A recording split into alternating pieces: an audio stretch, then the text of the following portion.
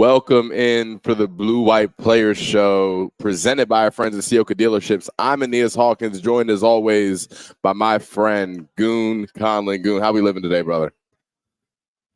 Good. I'm no longer legendary. I'm just a friend now. I like that better. Come on, man. We do much better that way. All good. Not all good in the in the area or in the world here for us. But yeah, I mean, do we rip the Band-Aid off and get right into what was this past Saturday? Do we get right into it, Goon, or do we delay this a little longer? Oh, no. We got to get into it. I mean, it's just frustrating, right? It is. Let me set a scene here, Goon. Sure. Let me paint the picture for those of you who may have been living under a rock. Obviously, Penn State faced off against Michigan this weekend, a top 10 battle, a battle that was kind of painted with the narrative of if Penn State wins this game, the season is just fine. They still have a shot at the playoffs, and all dreams, hopes are still alive. Didn't get the job done Saturday. Close loss, maybe not as close as the score indicated. What did you see? Obviously, and we'll get into this too, Mike Yurcich, the offensive coordinator, being relieved of his duties after the performance Saturday. Mm-hmm. So let's start there with the offensive side of the football. What is it that you saw that was so disappointing? Has it been a year-long thing? Has it been – we've been worried about Aller all year. When is he going to snap out of it? We thought that going into Indiana again, the way he played against Indiana was like, okay, and then the way he played against Indiana. And then Maryland, we were like, okay, we're going in there hot. And I don't know if guys are making his life easier on the outside. Yeah. And I don't want to put it on the wide receivers, put it on the O-line, put it on the running backs, put it on James, put it on Yurcich. There's a lot to go around. A lot of frustration is the word I'm looking for. And let me give you the defensive side of it. The thing that's so frustrating to me, and I would be, we've talked to a lot of the guys on the defensive side of the football, and they'll never say this, but I'm sure to some extent it has to be frustrating to have a defense that could be argued to say that is the best in the country, and you still aren't in positions to beat these teams that you have been so close to beating for years. Yeah. And I think on the offensive side of the ball, there's a lot of blame to go around. And it's a little bit of every spot that you look at. Everybody has to improve and get better, because how many more elite defenses does it take for you to run through before you finally make that playoff push in the same spot as last year? Yep. Mike, year before, that's again. I go back to the F word, the frustrating word, and that is it. I didn't mean to cut you off. No, I was just going to say, the offense all year long, looking in the offseason and in preparation for this year, we talked about how explosive the run game was going to be. Drew Aller got a lot of love. Drew is a good football player and is doing some good things for a young quarterback, but it was clear to me on Saturday that there was no opportunity for him to get into any type of rhythm. The receivers weren't doing enough to help him. His offensive line wasn't doing enough. And obviously Mike Yurcich wasn't doing enough when they made the decision to move on from him.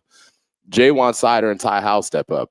Yep. What do you think about the move? What do you think about the timing of the move? And do you think this affects the offense for the last 3 games of the season? I am worried with the last 2 games, no doubt about it. Absolutely worried. I'm worried for this week. It's going to be a very dead stadium. You thought Indiana was dead. Right. And let's say this, Rutgers is a much better team than Indiana this year. Rutgers will come in here and do bad things to us. They want to come in here and do bad things to us, and they have the ability to do bad things to us. Again, frustrating because, I sit there and a lot of people I know have always been like, well, this is the year I want to see what we do against the Big Two. This is the year because we have had all these great recruiting classes. We're loaded around. We have a 5-star quarterback. People were always mad about your boy Clifford being the quarterback. Why can't they get Aller in there? I've been holding this question. Please. What would have been different Saturday with Sean? Well, it's not a he said, she said, or make up scenario, but let's talk about it. Could he have changed that game? The one aspect that Sean maybe brings to the table that Drew doesn't is just the mobility factor. And I thought it against Ohio State, where maybe Drew's receivers this year were having trouble with Ohio State secondary. They couldn't beat man coverage. The one thing Sean Clifford brings to the table is the fact that he'll roll out of the pocket and he'll extend plays. I'm not going to get into comparing the two, but obviously last year – they're not the same quarterback at all. But last year, everybody wanted Sean to get out of town really quickly because we thought that the issues were Sean Clifford issues, and that was the easiest person to blame for any issues that Penn State football had. And I think what we see now with Mike Yurcich getting fired, with Drew Aller, who's as talented as anybody, we still all agree, struggling. How many yards did he have against Michigan? 70 yards in a top 10 matchup. To me, there are deeper issues than just the quarterback when we put 70 yards on film. Drew Aller is capable of much, much more. And I think the move to fire Mike Yurcich is reflective of that. You have to have an offensive coordinator who is going to develop Drew Aller, because what we don't want to happen is have a guy who people at one time were talking about being a top 5 pick not get any better over the course of 2, 3, 4 years. You can't explain that away. Could you go with the round peg in a square hole type of thing? And that's Yurcich is much better with a mobile quarterback. I mean, are we really saying like Sean Clifford is not Michael Vick back here? I mean, no, he can definitely do an RPO. No. I mean, does Aller not have that ability? I mean, Drew Aller he's so talented that he can do the RPO system. He can do some of those things, but Drew Aller is a pro-style quarterback. He's going to be at his best when he can sit back in that pocket and show off that big arm he has. From 20 yards and in, he's deadly accurate. He has a very good arm, and he can push the ball downfield, and that's where he and Sean are a little bit different. But Sean, again, for so long had no offensive line. Yeah. So the mobility that Sean was showing off, people attributed to the offensive line being bad and not necessarily Sean Clifford's athleticism, but he actually is a great athlete too. Now we have an O-line who only gave up 1 sack this past week, ran for 175 yards. I mean, that's not a bad. That's a hell of a defense we played again this week. Correct. Okay, well, but then we don't have the receivers then.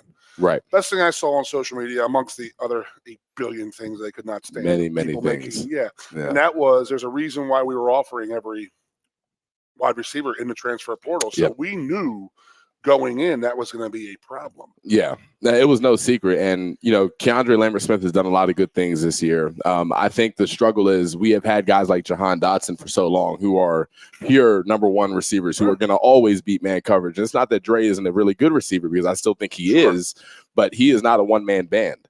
And you got to have other guys with them who are going to present threats to a defense, or else you won't be able to move the ball consistently. But we got to talk about another thing. Tight end wise. I mean, what are we going to the tight ends? And that's where we talk. Where you were going? Let's talk about the tight ends. Theo Johnson and Tyler Warren are still leading the country. I mean, in tight end touchdowns, they're great players themselves. But even then, it seems like, okay, we have a receiver problem. Why aren't we doing more to get those guys going early and often? I didn't see Tyler Warren get targeted until the end of the football game.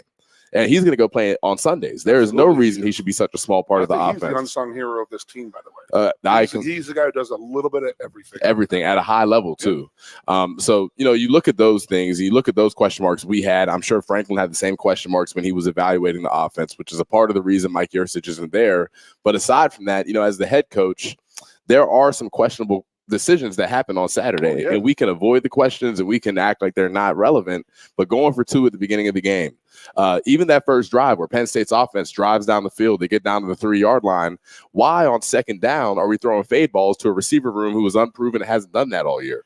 You have a guy they call Fat Man in the backfield, Katron Allen. I mean, did we learn nothing from the Marshawn Lynch situation in the Super Bowl? Yeah. And then you decide to kick the field goal there. You punt the ball on 4th and inches from the 50-yard line. To me, there were too many opportunities where James Franklin could have said, you know what? It's time for us to go out here. You got big calls. And it's that simple. And I thought the same thing about the Ohio State game. So there are things everywhere that need correcting. I mean, if James, 2-point play going in with 11 seconds to go in the half. Okay, they went into that game saying, we're going for 2 on our first touchdown, no matter what. Yep. Okay, and that's fine going in there. But read the room. Right. You had 6 plays from the 3-yard line in the first and second quarter. Yep. None of them worked. You kicked the field goal. So, I mean, if you would you have not have used the 2-point play that you thought you were going to have to score the 2 points when you scored your first touchdout? That's another. Use it then. Okay, so then that's the time. But so the mindset of, we have to go for 2 because we told these guys we're going to go for 2. But you got to read the room and realize there's 11 seconds and a half or 21 seconds to go in a half. All we did was give Michigan that momentum at halftime. Yep. Like they stopped that 2-point play. It should have been 14-10, kicked off the second half, and let's go. Yeah. Instead, they stop a 2-point play. They get the momentum back. We just scored a touchdown. And that's the frustration. Play should have been going absolutely bonkers for halftime. 100%. Getting ready for the second half, and now we're sitting there going, why the hell did we go for 2? No doubt about it. Why did we do that? Now you're forced again each time after that to do it. And now you're back against the wall. The last one I will never understand being down 9 points. I mean, you kick a field goal there, you give the extra point. Yep. Kick the extra point. Yep. You're still alive. Yeah, you're still alive. But if you don't get it, then game's over. There's 2 scores and the game is over. Game is over. Done. No doubt about it. I mean, Michigan didn't throw the ball in the second half. They threw it one time, and I will say I did not like the defensive pass interference because I thought it was everything but that. Yeah, that was a terrible call. That was right? the one that I'll say was a very questionable call. And, Kalen King is a guy who has had his ups and downs this year, especially considering that, they were deeming him a first-round draft pick heading into the season. But right there, I mean, he was on top of that guy. Great coverage. Sure they throw the flag on him. That, to me, was kind of silly. Hey, he has just as much as opportunity to catch that ball as a wide exactly. receiver, that tight end did. Exactly. And at the end of the play, getting choke slammed away from the Like football. the other guy did it. Yeah. And then they called it. I mean, I literally, the flag came out, and I said, all right, back him up. Yep. Punt it. Good Let's for go. us. Yeah. No. And then I'm looking at it, and I'm like, oh, my God, they're going to call it on us right now. And boom, they're in the 50-yard line. And I'll say this, the defense, Michigan put up some points. Obviously, they're going to have their rushing yards. That Blake Corum kid, you got to remember, was just a Heisman candidate before the knee injury. He's a great ball player. J.J. McCarthy going into the game, that defense knew he was capable of hurting them with their legs. I thought for the most part they played at a high level. They started the game really well. Michigan did some things to adjust and get J.J. McCarthy out of the pocket to keep him away from some of those dominant ends. I mean, Adisa Isaac, denied Dennis Sutton. On a positive note, that kid is not going to get outside of the top 10 as long as he stays healthy. That kid is special. Chop Robinson coming back. They did some good things, but we brought it up last week. When your defense is on the field for that long against elite football programs, it's going to catch up. It's not feasible for them to be out there for that long. And ultimately, we saw the results of that. All right. You got anything we did? Yeah, we're nice and frustrated again. It's all over again right now. Once again, all frustrated. Shots here to calm down. Here? Yeah, right. What's going on? So where do we go from here? Well, I mean, see, my thing is this: it's like I played on a team that had unbelievably great offense. Yep. But my first couple of years, we didn't. We had our defense. We were a defensive first team. So the teams that we have right now, or the teams my first 3 years at Penn State, strong defense, great special teams. Don't screw up on offense. Yep. But there was definitely locker room times where the defensive guys were like, dude, give us 3 first downs. Yeah. Give us some time to rest here. So that's what I'm worried about in the locker room is that kind of like split. Like team leadership has got to really step up here right now. There can't be a divide with offense and defense because there is a divide. Yeah. I'm sorry. Defensive players sit there and say, we won that freaking game. Yeah, and they have a reason to feel that way. We played well enough to beat Ohio State. We played well enough to beat Michigan, and we beat neither of them. And let me say this. I've been on Penn State football teams where you lose the 2 big ones, which obviously we've been doing for a long time now. And then, follow me, and then guys don't – they are not locked in anymore. They're not as focused as they were. People start getting irritated. Everybody had goals of a national championship and Big Ten championships. That's off the table. So you talk about leadership. The Rose Bowl year last year, that was what was special about them. Yep. They weren't going to stop playing because they lost those 2 games. They lifted the standard. They end the season on a positive note. Looking at this Rutgers team, looking at what Greg Schiano has built over there, the man Kirk Ciocca back in town as the offensive coordinator. He's going to be fired up. And I look at this Rutgers team, they're better than they've been in quite some time in my book. So if guys aren't locked in, it could be coming in here. No doubt about it. Go. So, it's going to be important to see how the leadership steps up. I've been a part of those teams where you lose the 2 big ones, then you lose 2 or 3 more that you shouldn't lose. And the next thing you know, you're playing in the Tax Slayer Bowl.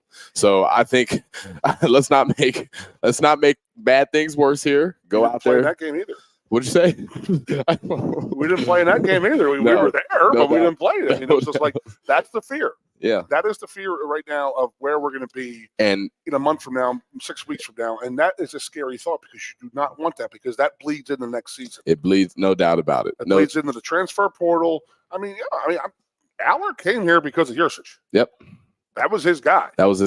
So my question is, I watched the press conference today with Coach Franklin. They say that Drew Aller is not going to be a part of that hiring process, but I would guarantee you, I would bet the house that they are going to be very much including him on who they bring in. They're going to be very thoughtful about it because the reality now in 2023, I'm not saying I think Drew would do this, but it's 2023. NIL is a real thing. His development has reason to be questioned right now with throwing 70 yards in the top 10 matchup. They need to make sure they bring in the right guy and they keep Drew happy and they help him develop. Drew wants to be a Penn State guy. I know it. I know he bleeds blue and white, but you got to put him in a situation where he's going to develop and win too. And if you don't do that, then some questions start arising, if you ask me. I'm 100% with you on that one. And that's what scares the heck out of me right now. The whole aspect, everything you just said. I mean, this is a 92 scenario for me, for all the people out there who watch who are on their dial-up internet right now. That is, 92, there's a lot of guys who just quit and decided, you know what, I'm worried about the NFL. sort of like your 2020 team. 2020, yep. You know, they were just like, okay, well, you know, this season's over. It's pointless. Why are we even here? Outback Bowl, let's just go through the motions out here. Yep. And that does nothing but leave bad taste in people's mouths. Yep. And I mean, we're talking about the NIL stuff, and you know, we have to worry about that. And that is that people are going to say, like, wow, what are we doing here? Why are we giving this money? Why do they want more money from me? Right. If this is the product that's going to go out there on the field year in and year out. And let's get into that side of it a little bit. There is a whole different side of it that I have no idea. You lived it a little bit. Yeah, I lived the NIL space a little bit. I was saying, though, from the fans' perspective, you know, I get on Twitter after the game. People are like, hey, we're pouring all this money into NIL. We're doing this and we're doing that. You know, Coach Franklin, people are upset with all these things. How much longer can you ask such a dedicated fan base to keep being so dedicated? And I think everybody in the room is starting to feel some of that pressure. Absolutely. The staff included, the players included, and everybody wants to turn this thing around. But it can be even more hard, even more difficult to do such when people start getting divisive like that. So it's a curious situation. I think we're going to see a lot of it this weekend, and that's going to be a lot of angry fans who aren't going to be there, who may not show up on Saturday. I mean, I'm worried. It's senior day, and I constantly freaking hate that senior day is always around the last weekend, which is Thanksgiving time, or the weekend before, when our students go home Friday afternoon. Yep. 1 o'clock, 2 o'clock is your last class. You can go home. Yep. You got 8 days at home. Yeah. Or you can stay here another day or two and then go to a football game, have a great time watching last week's performance. I mean, do they stay? It's a great question. You know, I mean, I know our fans will be there. Mm-hmm. I mean, there's fans here tonight. They will all be there. Yep. Absolutely, and they're excited to be there. But I'm worried about the players continuing to buy in. Yeah. Now, I guess my question will be, with all the potential draft picks on this team, it'll be interesting to see how they handle a bowl game that is not a Rose Bowl potentially, or a playoff game. You might go out there with 7 starters. Yeah. I mean, I take you back to the Outback Bowl. Our entire defense was comprised of backups that day. I mean, it was a sad case. So I'm hoping, you know, the culture is better now than it was back then. And I think that's through the hard work of that Rose Bowl team. And even this team, although they lost 2 games, we're all frustrated. The culture is better. And I hope it's reflective of that to end this season. And they can find a way to finish strong. Looking ahead to next year, there's still a ton of talent on this team. Sure. And guys are going to be a year older. You still got to keep it, though. No doubt. Our fans got to realize that, like, these kids are watching to see how the fans are going to react. I really do. I really feel as if they're going to feel like if 80,000 people show up and it's good weather, I think the guys get frustrated and say, man, damn. Well, that's very real. You know, the players will act like they're not paying attention to the heartbeat of the fan base, how things are going. How many guys complain about the fans booing? No doubt. Knowing full well, I mean, I don't. If you get booed as a player on the field, I know it wasn't. They know it wasn't geared towards them, right? Especially a defensive player, right? Yeah, if they hear booing and they really think that they're being booed because of defensive effort and this and that. No, right? I think there was the decisions with winning that game. It was the last 5 years talking about we need to get to be elite. What was it? 2017? It was 2018. I remember that day. Yeah. We need to be elite. We need to be elite and this and that. We got to get through Michigan and Ohio State, and we haven't even done it this decade. No, we have not. We have not. It's frustrating stuff. I guess my thing is when the players, you know, from the players' perspective, when the booing happens, they're aware that they're not being specifically targeted. The only specifically targeted player I've seen get booed was Sean Burt Clifford, and he got through and he went and won the Rose Bowl. That's part of the. That's a quarterback, though. That's QB. You get it. That's whatever. He got through it. He was fine. But my point is, when they hear Coach Franklin getting booed, what can happen is, and what I think people are seeing happen when guys start getting on Twitter and they start pointing out getting booed, blah, blah, blah.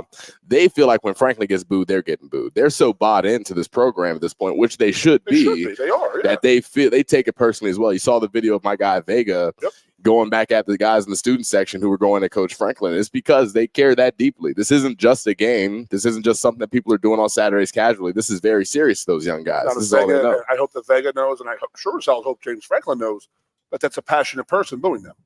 Oh, I'm sure. They no doubt about it. Into it too. No doubt about it. Bought into everything he has said. No doubt about it. This and that, and you're waiting for this moment to break through, and it just seems it's the definition of insanity, doing the same thing over and over again, and expecting different results. I feel insane coming on the show and telling people that this is the year that Penn State beats Ohio State and Michigan year after year. Everybody involved feels that way. It's frustration all around, Goon. We got to get to something positive here. Looking ahead to Rutgers. Yeah. Penn State comes locked in. You still have a chance to go play in the New Year's Six Bowl potentially. We got to get through this weekend. I'm not worried about Sparty. I mean, that's just That's what it is. I mean, I'm worried about this game right now because Rutgers can and will come in here and blow your doors off. No doubt about it. And they will, because again, I've used this over and over again. Anytime we play Maryland and anytime we play Rutgers, there are kids who wanted to go here. Yep. And they can sit there and say, "Oh, what the Rutgers? I wanted to go to Rutgers." It's not true. Jersey, it's a lie. It's a lie. This and that. It's a lie. If you got an offer from Penn State, they were going to Penn State. You got an offer from Rutgers, you're not going to Piscataway. I'm sorry. So there are angry guys that said, "You know what? I'm not good enough to play for them. I can't wait to beat their doors in this week." Yeah. And we are susceptible right now. This is the time, again, guys coming off of a emotional low of losing a big-time game like that. It's not going to be as easy to keep young players locked in against a team that is very good and capable of winning, but not Michigan, and they know they're not Michigan. How do you get guys fired up and to keep pushing when they're not playing for the playoffs anymore? They're not playing for a Big Ten championship anymore. It can be tough. And this is where Coach Franklin, if he's a wise man, he has to find ways to keep guys locked in and juiced up, because this is very much going to dictate how you lead into next season. And I think realistically, we may be getting to more crucial times now where you are really on the clock and you better go beat one of these big teams, because it's getting tougher and tougher to continue to explain it. My personal opinion is that Manny needs to go in there and say, F this, it's on us, boys. Yeah. Make that like us first them mentality. And is it Cedar or Cider? Cider. He goes by Cider. My guy, Coach Cider. He goes by Cider. So Coach Cider and Coach Al, they take over the offense. Yeah. They can interject a lot of positivity and a lot of like fun and like, hey, let's go. We're going to do that this week, type of thing. So we can go out there. I mean, you don't want to see a man lose his job in Mike Jersey. No. Sorry. But he lost his job, and it was like sort of like one of those guys had to fall on a sword. Yep. And he took one for the team, because that will inspire the rest of this offense, in my opinion. I really do. I really feel like that. Yeah. And then Ty and Cider could go out and do that this week. They're a new voice, a new face. They're the ones holding the offensive coordinator meetings, talking to the players. And then they're going to run the ball. Oh, they're going to run the ball. A former offensive lineman and a running back is your offensive coordinator. They're going to run the ball, and Theo Johnson and Tyler Warren are somewhere in a room high-fiving right now, because they're getting the ball too. I agree. We could change up the mentality of this team for just these two games. Yeah, and Ty Howell and Jaywan Sider are two of the favorites amongst the players on that staff. Those are two guys that are going to have that offense juiced up. They're going to be ready to play for them. They will do anything to help those guys succeed, and I know they have a lot of belief in those guys. So, if there is some silver lining here, if there is a positive, it's that Jaywan Sider and Ty Howell are getting an opportunity, and they care deeply about Penn State too. Those two guys will ride for them. So we're going to wrap this thing up, go to break. Stay tuned. We've got some very special guests in the House on the Blue White Player Show. We'll be right back. Ciocca Toyota of Williamsport invites you to stop in today or check us out online. We have the smart path to your next Toyota, like the all-new Crown, BZ4X, the all-new Grand Highlander, Corolla Cross Hybrids, Sequoias, and more. Over 100 new Toyotas here and on the way. Don't make a $1,000 mistake. Choose Ciocca Toyota of Williamsport and see the Ciocca Dealerships difference. Buy or reserve yours today and see for yourself why Ciocca Toyota is the only stop you need for your next new car. Ciocca Toyota, it just feels right. Old Dominion. No Bad Vibes Tour. Friday, December 1st. Bryce Jordan Center. With special guest Chase Rice and Kylie Morgan. Tickets on sale now at Ticketmaster.com. Old Dominion, live in concert. Brought to you by Messina Touring Group. It's frustrating when people intervene on you, but they have problems of their own. It's like when someone sends you a text, but the text comes from their email address. I hate this. Your name at iCloud, they FaceTime you from their email address? Are you calling on a child's iPad? Emmy Award-winning comedian John Mulaney brings his new tour, John Mulaney in Concert, Bryce Jordan Center, December 3rd. Get tickets now at Ticketmaster.com. WWE returns to Penn State's Bryce Jordan Center with the WWE Live Holiday Tour. Sunday night, December 10th, you'll see World Heavyweight Champion Seth freakin' Rollins, the American Nightmare, Cody Rhodes. May the best man win. WWE Women's World Champion Rhea Ripley, Bobby Lashley, Becky Lynch, and more. Tickets start at $20.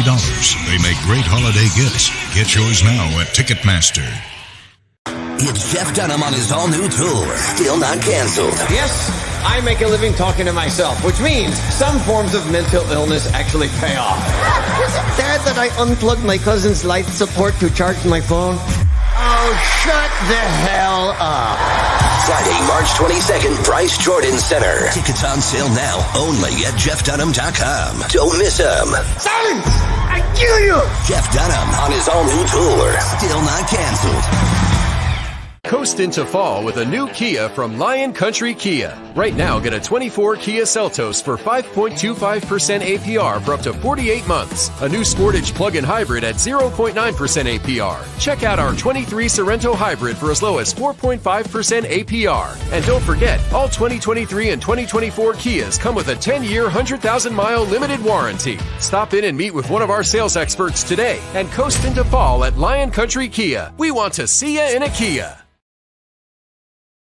Welcome back to the Blue White Players Show. I'm Aeneas Hawkins. He is Goon Conlon. We are joined by a very special guest. Head basketball coach Mike Rhoades is in the house. Coach, how are you doing today, I'm man? doing great. Thanks for having me. It is an honor to have you here. We have been following along closely with this basketball season. We talked off the air about my guy, Miles Dredd, helping you guys out, doing some color commentary stuff as well. Season's rolling, man. How are you feeling with the start of it? It's been a lot of fun, a lot of excitement. Of course, when you win games, that makes it even better. But 2-0 with a new team, new coaching staff, all of that, it's been a lot of fun. We got a long way to go to where we want to get to, but a good start, good group of guys. I've had a blast. I've had a blast so far. That's the biggest thing, Mike, is what has changed. I mean, you went from a Division III school to VCU, correct? Is that the yes? You went from Randolph-Macon to Division I school, replacing a pretty good coach in Ciocca Dealerships. So you go there. What has changed? What was that? 10 years ago? How long were you down there? I was there 2009 to 14. Then went to Rice for 3 years, and then I was at VCU since 17. What has changed with this transfer portal and the NIL? In going to a new school now, because it just seems to me like with Shrewsbury last year when Pat took over, 2011, 2012, 2010 when he got here, Pat Chambers. Yep. It was like they had to build it from the base, and it's a little bit easier right now with the transfer portal going out and going and getting players. And I think that Shrewsbury did a hell of a job with it. You did a hell of a job with all the guys that were on Shrew's team last year. How many did you bring back? 10. Well, three guys returned. At one point, I had three players and I think a total of like 42 points returning. Is that a sign of the times, or was that a normal thing, or just like, wow? Well, when there's a coaching change, there's going to be a lot of upheaval, as I call it. Everywhere. Yeah, everywhere. Okay. And guys that already transferred, they can't transfer a second time. Well, we didn't have any of those guys. So, the biggest thing about it is there's always going to be change in college athletics. The intensity of this change with the transfer portal and the NIL and some other legislation, some of it out of our control, you just can't panic. You just got, all right, if you want to coach in today's world in college athletics, you're going to have to deal with all this. And my biggest thing is be as educated as you can about it. And then how could you use it for your program when you take over? Now we can go, instead of getting 8 high school kids in the spring, maybe not good enough for this level, and a couple of junior college kids, you can go out and get transfers that are eligible right away. And that's what we did. We got a couple of grad transfers. So because I still believe in development, sure, I still believe in getting a high school kid, and he's really good now. But man, 2 years from now, with the way we can get him in the weight room, the way we can develop him on the court, I love that development part of it. But now you can also go get some dudes, as we say. Yeah. So the development thing, how much is that in high-end college basketball? Not as much now as they're just going out because right now, right? You can go, and I hate to say, but some places can go and with the NIL can pay for a player and they're ready to go, and there's quick fixes. Right. So look, we were fortunate that this year we were able to go out and get some of these transfers. 2 of them came with us from VCU, and some other guys we recruited out of high school we had relationships with. But the scheme of it for me is that let's get guys that fit Penn State and fit our style of play. And then can we develop them in a year or 2 years from now? Everybody's saying, man, why didn't we recruit them? That's sort of been going to be our philosophy going forward. You talk about development, and obviously that's always going to be important. But one thing that I think is just as important, regardless of the sport you're playing, is culture. You're in your first year here. You're bringing in a bunch of new guys. How have you gone about instilling a new culture? Yeah, well, that's everything to me. That's everything. To make it a big family. I became a head coach at 25. My wife was 24. We were engaged, and she said, if we're going to do this for the rest of our lives, let's make it just bigger than the gym. And we made it a family, starting at Randolph-Macon, everywhere we've been. And we want it to be bigger than basketball. Because of basketball, it brings us all together. But there's so many cool things we can do together, and watch these guys develop into not just great players, but great students, people ready for the real world, great husbands, great fathers, men of faith. I think that stuff's really important. That's our culture. Playing really, really hard, being so competitive, being mentally tough. Going on the road to a place like Indiana and Purdue and finding a way for Penn State to win, that's got to be our culture. Making no excuses. That's the fun of it. It doesn't happen overnight, but every day you sort of double knot your shoes and go to work and see what happens. Yeah, I mean, how do Richmond kids enjoy halushki, pierogies, and kielbasa? They do like pierogies. They do like pierogies. The hot bolognas. They didn't have any boilo yet. That's good. I'm glad we're staying away from boilo until a big win. But it's been really neat to watch. Ace Baldwin grew up in Baltimore, and then he was in Richmond, and then he comes up here, and on an official visit was the spring football game weekend, and the weather was beautiful that Friday before the rain, and we go to the hub, and everybody's outside on the lawn. Yep. And he's like, "Coach, this is like a movie." And right then I knew, oh man, we got to get this guy. And we got him. Yep. And then Nick Kern is from St. Louis, so St. Louis and Richmond. He comes up here, and he couldn't believe all the mountains and all the green, and it was really cool. And it's what it's all about. Yeah, experiences and stretching yourself, getting yourself out of your comfort zone. And those guys have loved it here. I want to ask you about a place that I know is near and dear to your heart. I live with a guy named Tyler Elzen, who is also from Schuylkill County. North Schuylkill, baby. Just as he would say, I know how much it means to him. He raves about it. How cool is it to be at Penn State, being a Schuylkill County guy?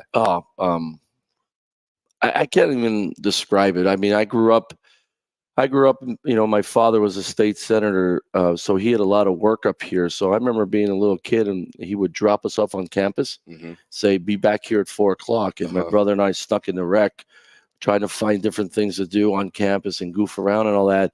I came up here for football games. I remember I was 6 or 7 years old for my first Penn State football game. And many a times after that, seeing games in Rec Hall, my dad would bring us up. Wrestling matches up here. My brother was a wrestler, all of that stuff. And then, I came to Bruce Parkill's basketball camps. I came up here. I played for Coach Flannery at Lebanon Valley. He was great friends with Coach Parkill. I worked camp here in the summer. Yep. And so I knew people. I knew everybody. I knew Penn State basketball. I always followed it. In my wildest dreams, a kid from Schuylkill County being the head coach at Penn State, I wake up in the morning, I pinch myself all the time, like, this is crazy. And I would have done it for free, but they're paying me. I'm not going to say no. Don't quiet about that. Yeah. Don't say that. I have Pat Kraft on the phone right now. So who called you, Pat, or did you apply? No, I had no intention of leaving VCU. Yep. I loved it there. It's where my kids were born. I was there 24 years. We had our life there. And honestly, my son is a freshman football player at Colgate. My daughter's a senior in high school at St. Catherine's in Richmond. There's no way I was leaving if anyone called my daughter's senior year. And when all this went down, I talked to Pat. I had some great talks with him. The one evening we were on the phone for about 3 hours, and it wasn't a sell job. He was talking about what his belief is and how to build a program. And man, a lot of it just aligned. And I knew the alignment of our president and our athletic director and the rest of his team. And I was like, this might be too good to be true. And my daughter, pretty much, I sat down with my family, and my daughter said, Dad, you've given us my whole life. You've given my two brothers and I all of this. We have this awesome, cool life. She's like, I'm going to be fine. She's like, I'm going to have a great senior year here. I'll be fine. And then I'll get to State College after that. Okay. Then a couple of months later, Coach Missy is looking for a player on the lacrosse team, and Porter's getting recruited by a bunch of schools. And she offers Porter, and my daughter's going to be a freshman lacrosse player here next year. How awesome is Nice, that? brother, nice. Yes. She signed Works out well. She signed on Wednesday, so That's awesome. Yep. Congratulations. yeah, my little guy will be at State College next year, ninth grade. So worked out great. That's Perfect. great, man. That's destiny. Real quick, before we get to more serious topics, you brought up basketball camps. And I was with a guy this weekend who told me specifically to ask you what type of basketball player he was. And there's this guy named Christian Hackenberg. I don't know if you know him. Oh, I know Hack really well. Now, So, he had me You know his convinced. dad probably.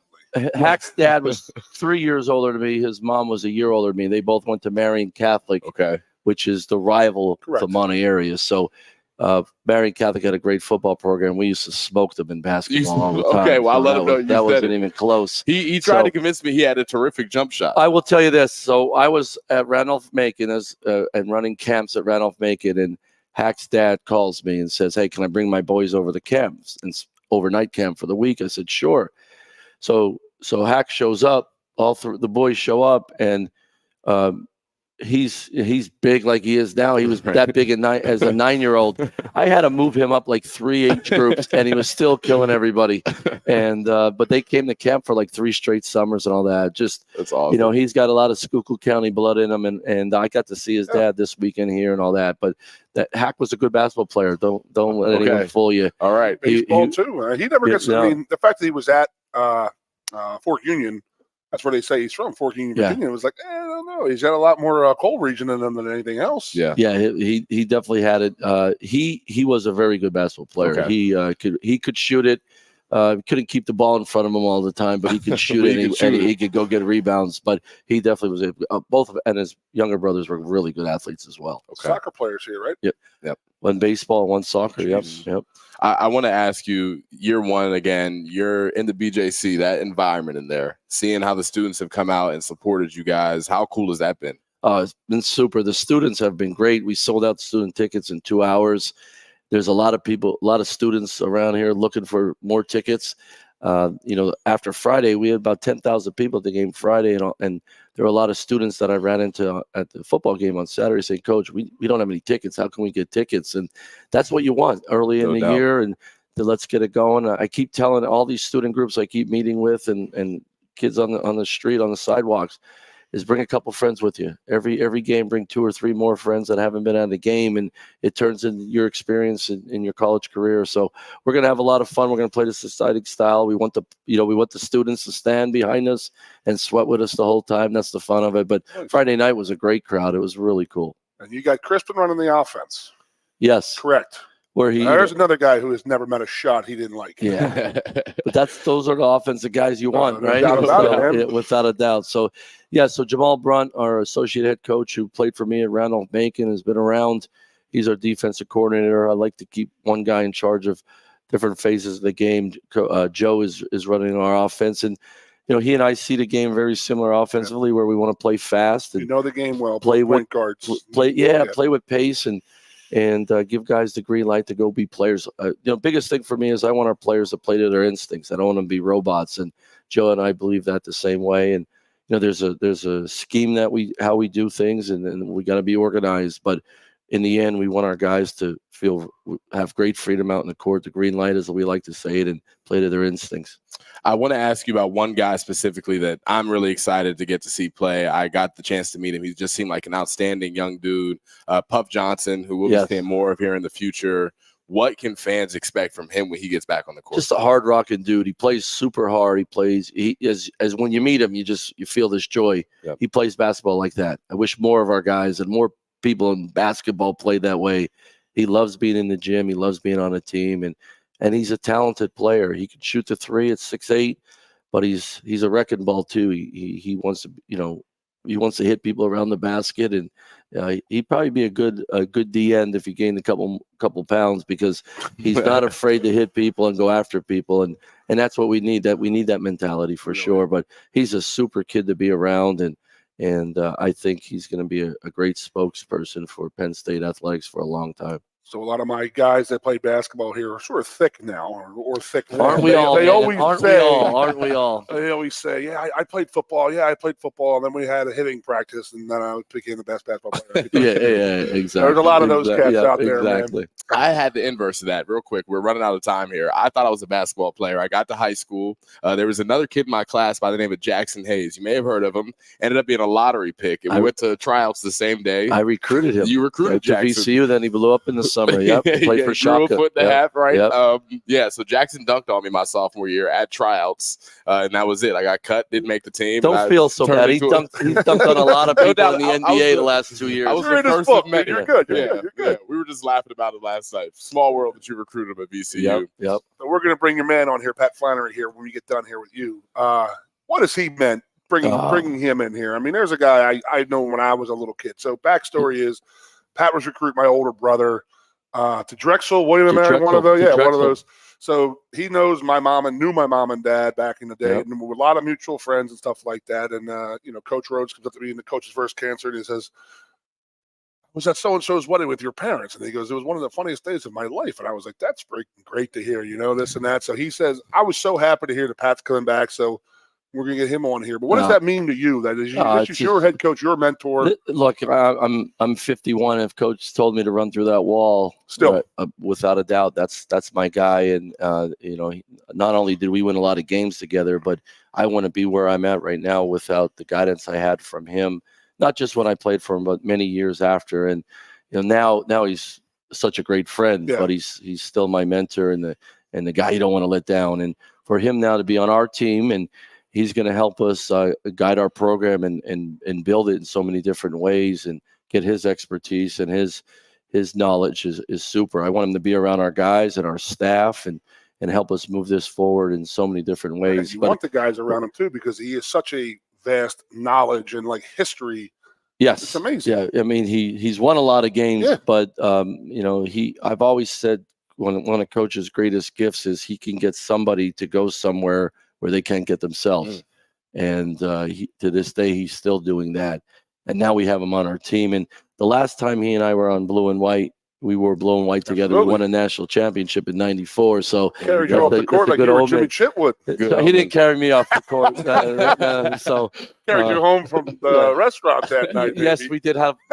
One thing we did at Lebanon Valley was we had a lot of fun too. So we're going to continue to do that. But coach is, he's family, and our players know that, and he's going to bring a lot of great experience to us and knowledge. And in the world of the NIL, as you know this, it's not going to own our program. We're going to do things the right way. The NIL is going to be a piece that we use to help our program and move our young people forward and support them, and allow them to use that to make brand themselves. But coach is going to lead the way in that in so many different avenues. I think it's just going to be a win-win for sure. So, and we're sitting in the office today talking basketball. We haven't done that in a long time. So that's the fun of it too, for me. Yeah. And then, we're sitting there talking about the NIL. It's amazing. It started with your selling an autograph or a couple T-shirts, and now it's to where we're at right now. Yeah. Do you think it will change? Yes, I do. Going forward, I think it needs to be a little more. I think there'll be guidelines with it. I think there'll be caps on it. When I say caps, I just think eventually the federal government's going to put it in-house, because they don't want the nightmare of it. I just think, like anything, it's out there now. Okay, now let's curb it so it benefits everybody, just not the chosen few. Yep. I think that's really important. And now where we're at, the level of a Penn State in the Big Ten and some of these Autonomy 5 programs, they have a lot more say in legislation than ever before. I think some of us leaders, at a place like Penn State, we got to take the forefront of it and get on the same page, and it could benefit everybody in every sport if we do it the right way. So my last question, real quick, the transfer portal, I have a theory. I think you should be allowed to use it once. Yeah. You made a wrong decision in your college choice. Guys going in there 3 or 4 times. It's insane. Ridiculous. Now, with that said, but like a guy who plays at Texas A&M with Jimbo Fisher getting fired, okay, you were already transferred in once. Now you have a new coach. Maybe I would allocate a second transfer. Are you on board with? Here, I'll say this. I've said it publicly. After your freshman year, as long as you're in good academic standing, you get maybe you can, maybe you can't. I'm indifferent there. But after your first year, okay, if you want to go. But when you get to halfway through, if you're not on pace to graduate, I mean, I know people are graduating and losing 32, 36, 38 credits. Yep. Because the previous school they were at were in these, they weren't in good classes. And the number one reason we're here is in athletics is for our guys to experience athletics but get a college degree. And look, we had one guy that transferred here from one of the schools, and he lost 18 credits. And I explained to him, this summer you're going to have to take 5 classes to be eligible. That's more than a full semester as an athlete. And so but I've heard these war stories. These kids don't even know it until they get there, and their eligibility will be up, and they're 30 to 40 to more credits short, or they can't get in the school of their choice, the department of their choice. That's not why we're here. So those are the rules I would have. I have no problem people transferring. Unfortunately, in our society now, AAU, if you're not happy on a Thursday with your AAU team, you're on another one Saturday, and that could change 6 times in one summer. And if you're good enough, they'll take you. At high schools now, you can go to 3 or 4 different schools and never have to sit out.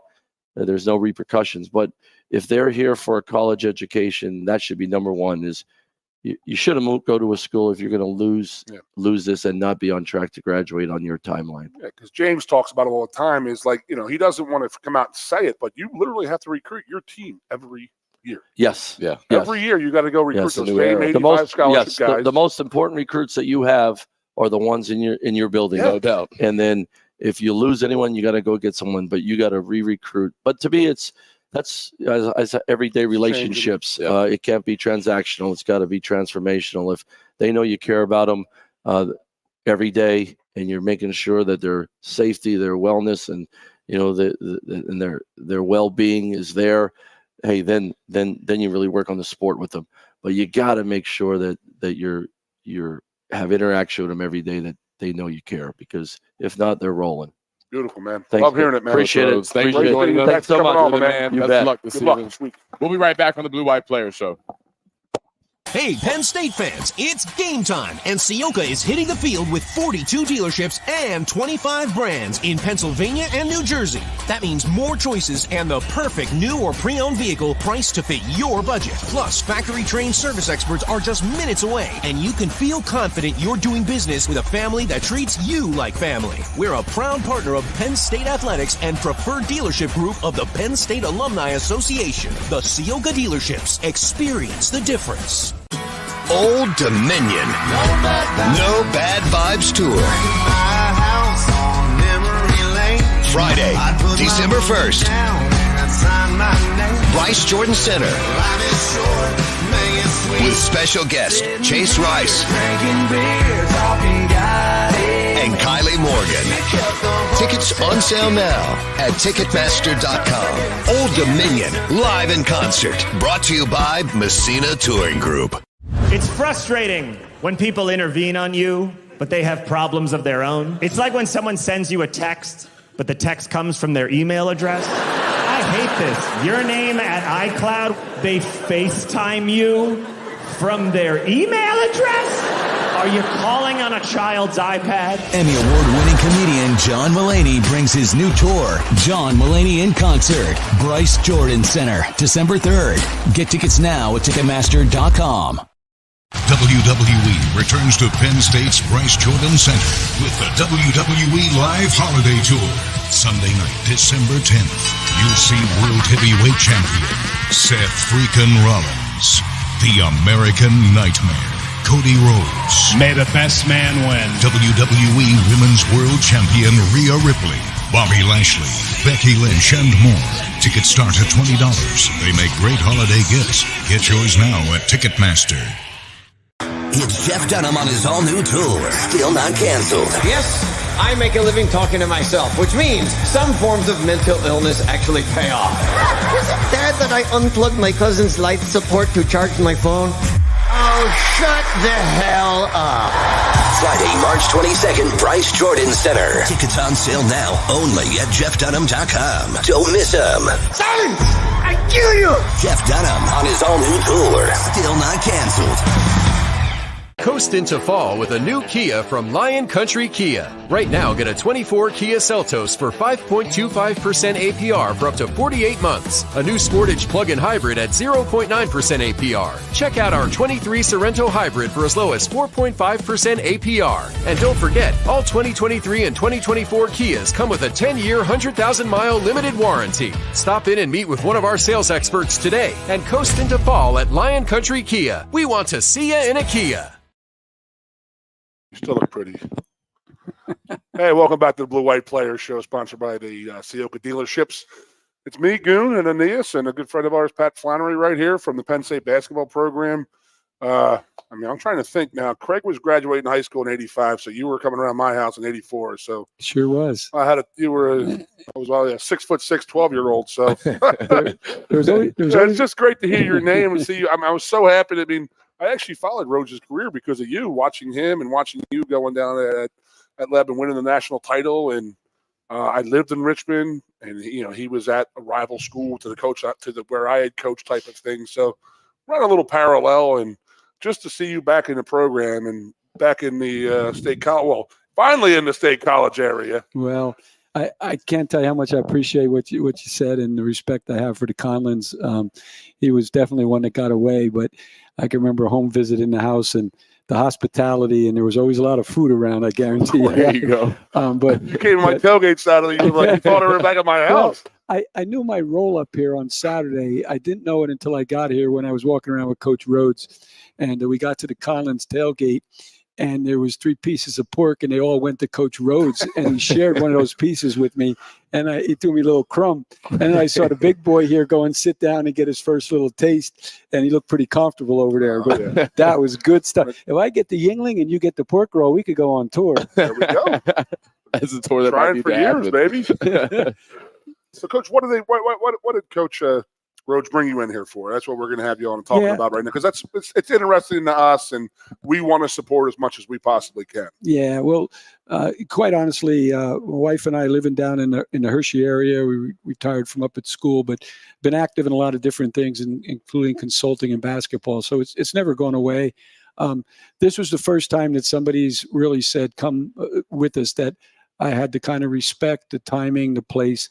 And, what I think the world of this guy, and I think the best thing I can say to you, he was my player, and the greatest respect you guys have too is to call someone coach. Yeah, and it's just so easy to call him coach. I mean, I know everybody looks at me and says Mike, because he played for me, but that's how much respect I have for him. And that will be something that it was easy to run up here when he asked and started talking about it. And I think at first I wasn't sure if he was really serious about it. Would you want a guy up there? And as we talked about it, the things he wanted to do and the trust and the relationship and all. So he has an incredible staff, people around him. And I hope I can add value to everything that's in his program. And he knows I'll work my tail off for him and do everything I can. So it's a real special place. I'm not a Penn State guy.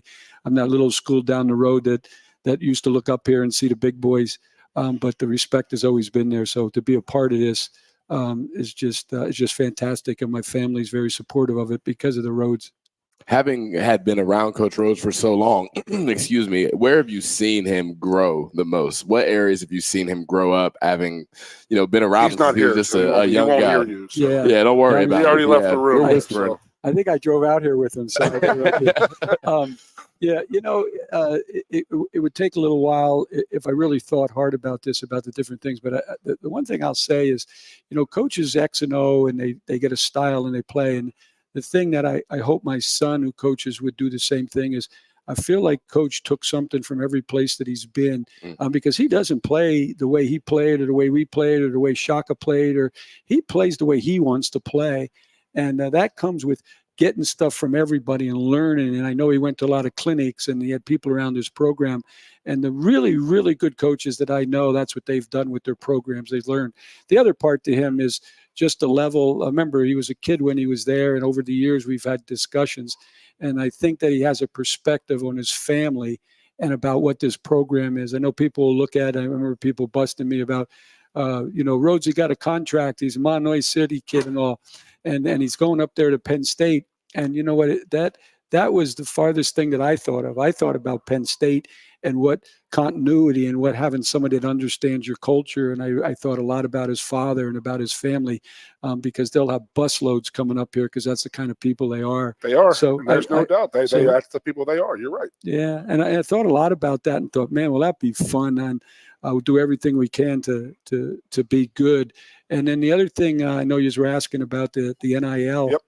And, I really feel that this is something that probably if your mom and pop were there, they would say the same thing. What are we doing paying these kids, going to school? A scholarship is enough. They get their books, they get a per diem. But, that's where we are right now. And that's what we did. And you can either throw up your hands and say, we're not going to do this. And you can be a program, or you can say, we're going to do it the right way. So I wouldn't be here if I didn't know this guy's going to recruit the right kind of kids that fit the value of Penn State, and they're going to be good. Those ratings, the 1-star, 3, 5, we could all give examples of 3s that turned out to be 5s and 5s that turned out to be 0s. Yeah. And that's just the ranking you do. It depends on what you do with them when you get them here.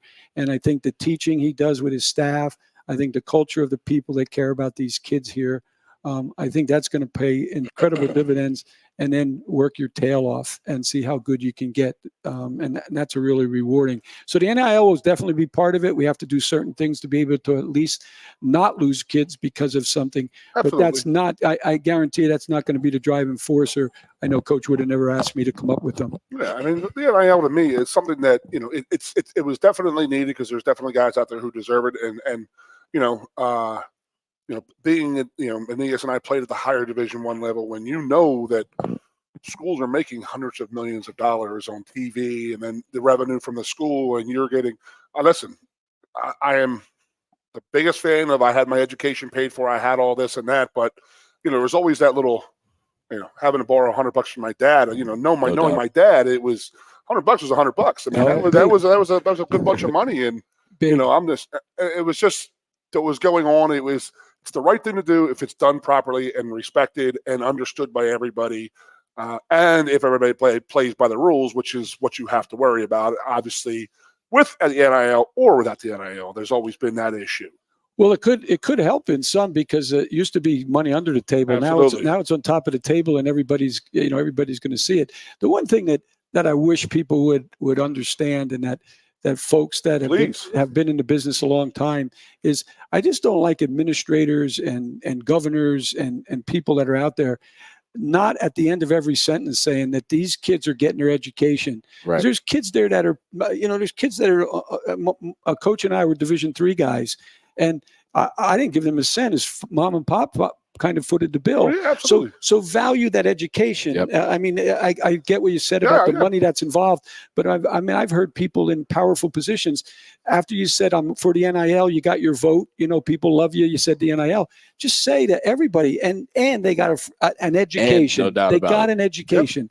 Yep. And I think that sometimes is a throwaway, and it shouldn't be. I have said for a long time, my wife's going to be like, no, all right, here we go again, the same NIL spiel. And that is that you are in good standing academically.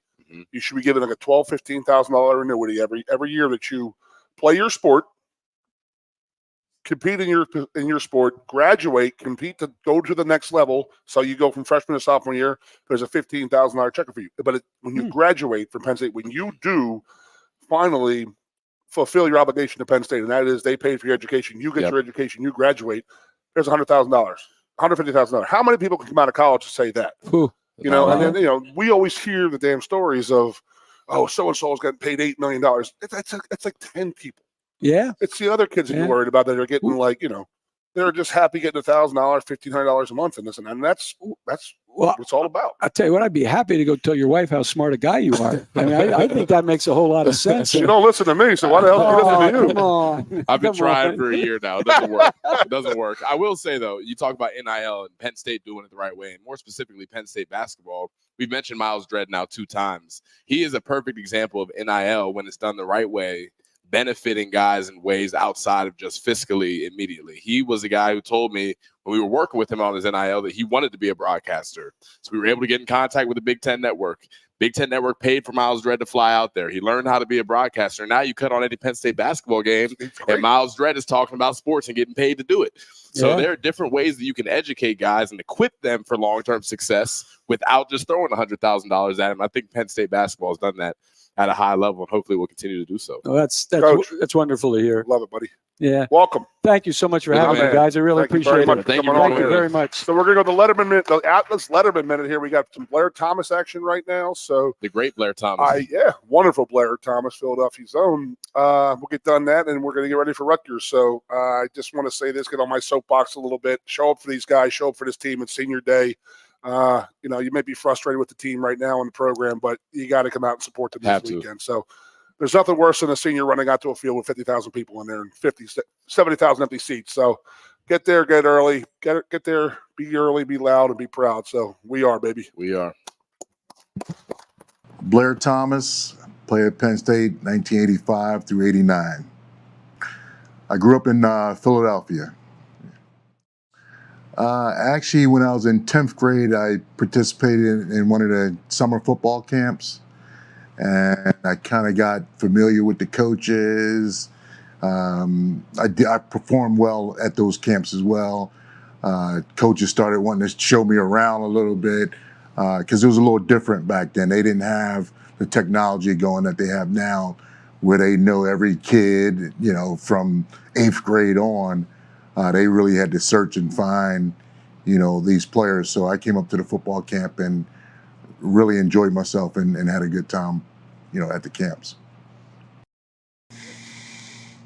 Wow, so many great players that we had on that national championship team. Shane Collin has to be, one of the top guys. He's one of the guys that I hate going against one-on-one and blitz pickup, but I knew if I was going to have any type of opportunity to play afterward that I had to find a way to step up, and do things against, Shane. We had Trey Bauer there, Donnie Graham. There's so many guys that, did extremely well as players here. DJ Dozier, I learned a lot from him because I was one of those guys that emulated different running backs growing up, different styles. So, to try to incorporate different styles and, some plays you got to be patient, some people you got to hit hard. So, you got to develop that rhythm. And I learned a lot from, DJ from that.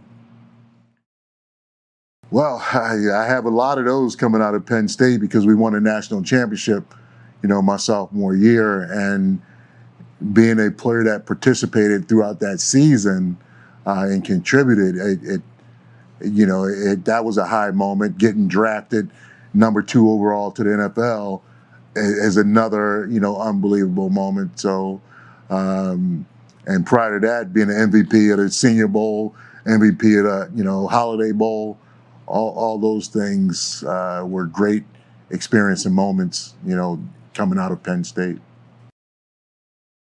But, it comes at a time when, a teammate of ours just passed away, Gary Brown, who had a unbelievable game. That was the year that, Joe and them asked him to move to defense, and he played defense just as well as he played offense, and he contributed big time in that game, stripping Ty Detner and running it back for a touchdown. And then the finish was just unbelievable when I'm throwing both hands up in the air and just walking through the end zone. It's just, just amazing. Oh, I have to do it on myself. My freshman year, I got a chance to play early. And in the first game, we was playing Maryland, at Maryland. It was blistering hot. Joe said during the week, we're going to play a lot of players. So everybody, all hands on deck, get ready to play. So me as a true freshman, not knowing if I was going to get in there or not, got the opportunity to get into the game. We jumped up on them early. So I'll preface saying the first fumble wasn't my fault. Okay. So that next week in practice, you know, Joe always do his calisthenics, you know, in the back of the defense, usually all the way in the back. And then we started, you know, before that, we had like a little pre-practice going on. And pre-practice is harder than practice. But so I got a handoff and I fumbled the ball again. And he came out of nowhere. Nuts, Thomas! You fumbled that ball again and you would never play here. I'm like thinking to myself, never play here. Like, I just got here. Like, I don't even think school started yet because that's when we came in early. And it was like, never? I called my high school coach, Mr. Angelo. I don't know if this is going to work out. This man talking about I may never play here. So that was, you know, I have to get one on myself. There you go. It works. So he was right. They met at 15. Okay. Who's looking at football for a vehicle to pay for my education?